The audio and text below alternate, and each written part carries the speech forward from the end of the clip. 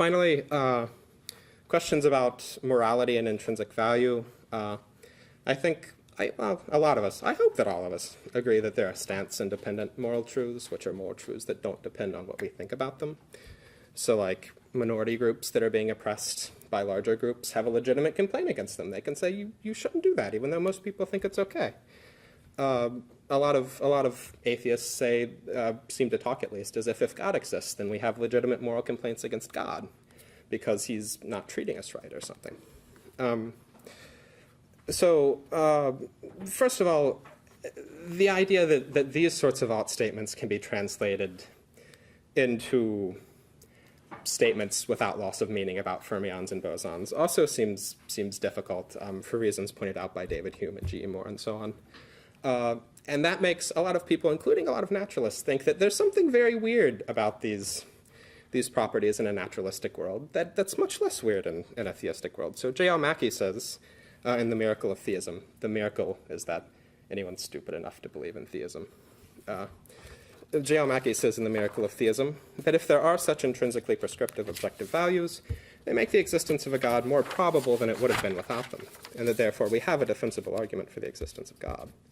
But supposing that the naturalist can give a plausible account of these sorts of questions there, I don't know, in some naturalistically respectable version of Plato's heaven or something, it still seems that we have an epistemological problem of sorts.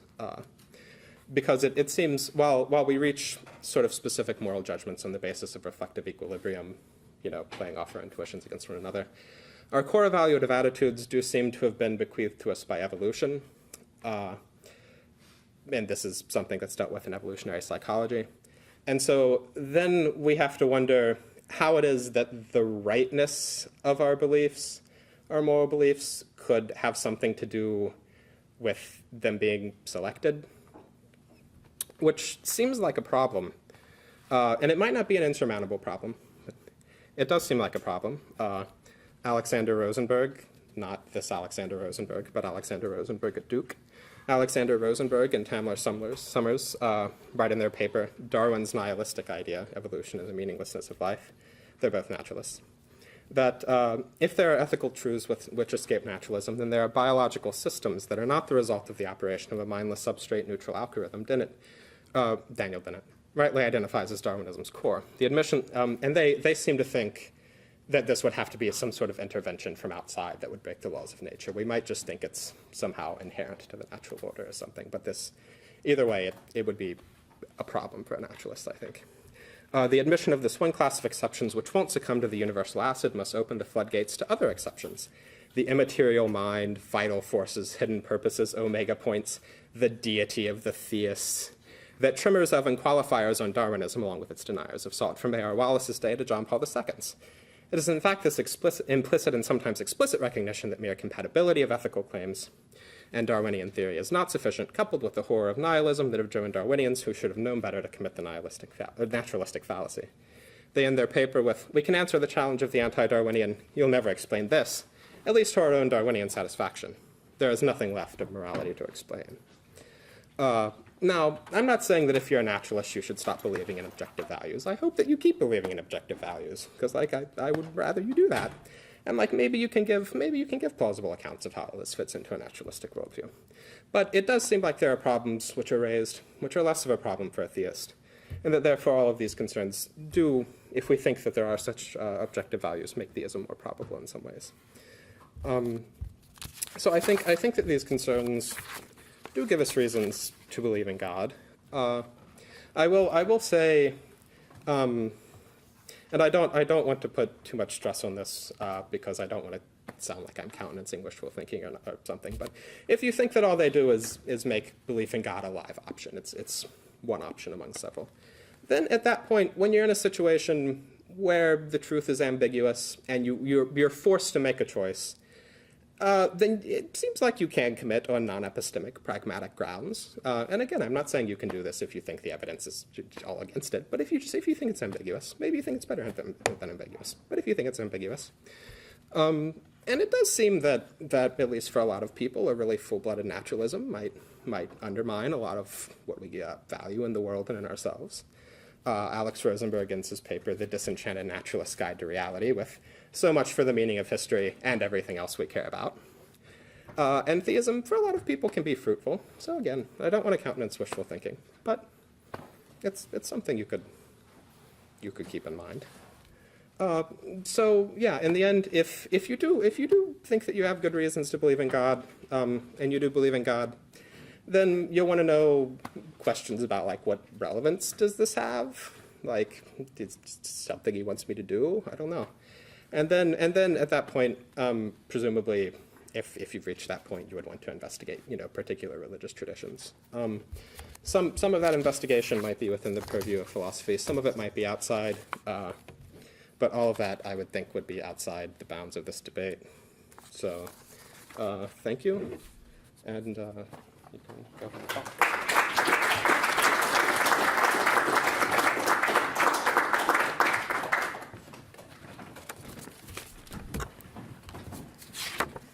Thank you, Dustin.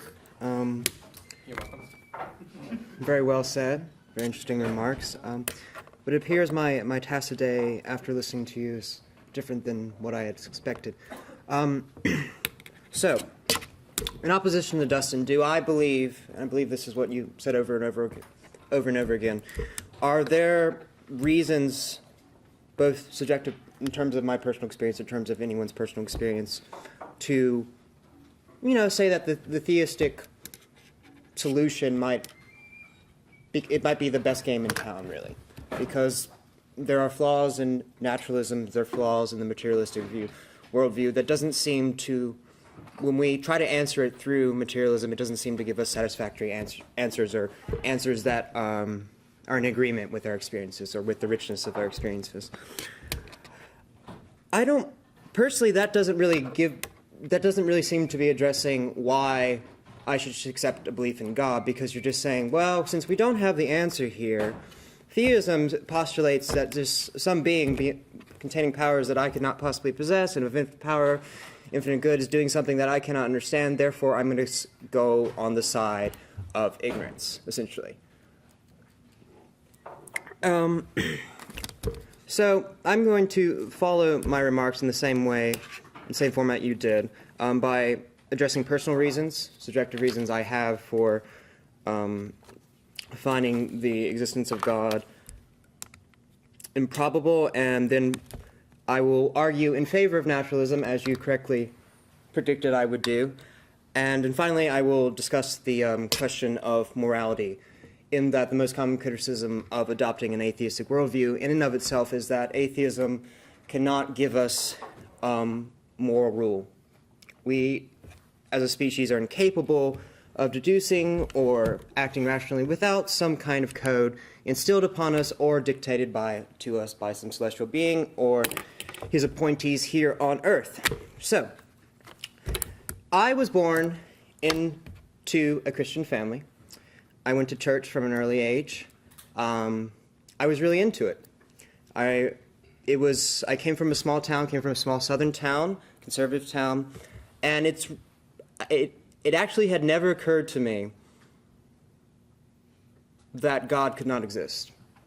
I had never encountered anyone who made this claim. It never occurred to me. God was just a matter of fact. So, what led me, in this little isolated environment, to reject this truth that I previously had held indubitable? Well, it was an authority figure, much like religion. It was an authority figure who came into my life, who all he had to do was simply pose the question, why? Why do you believe in God? And I found myself, when I first posed this question, unable to answer this. Why I didn't believe in God? Because the question of God's existence didn't need a reason.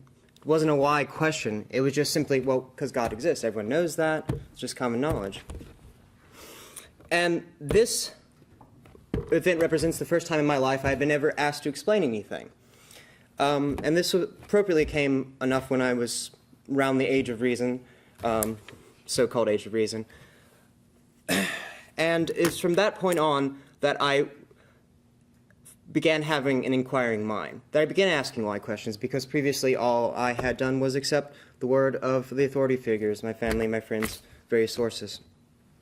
So with this impetus, I investigated the question of why do I believe God exists?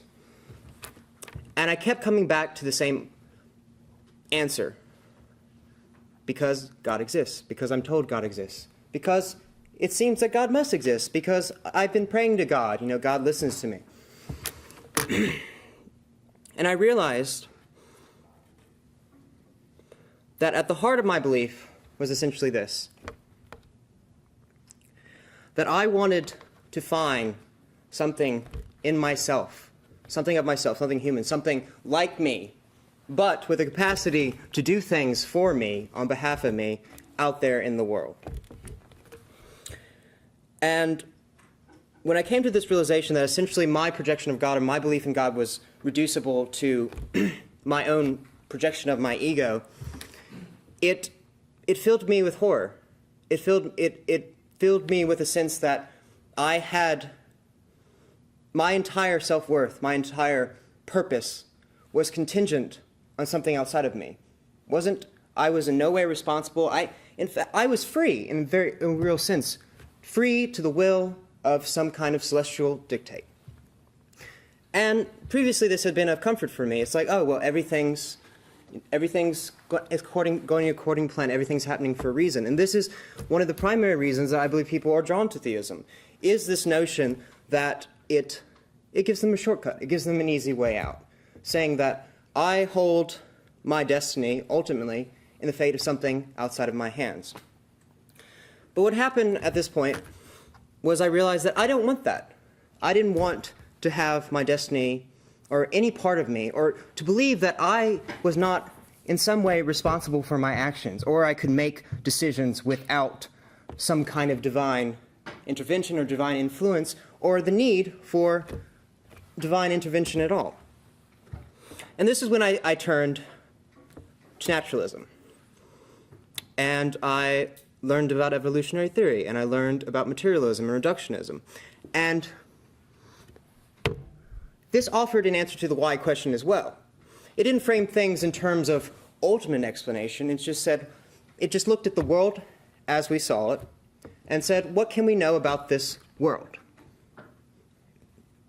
And it provided answers for me that simply saying, in principle, why God did it.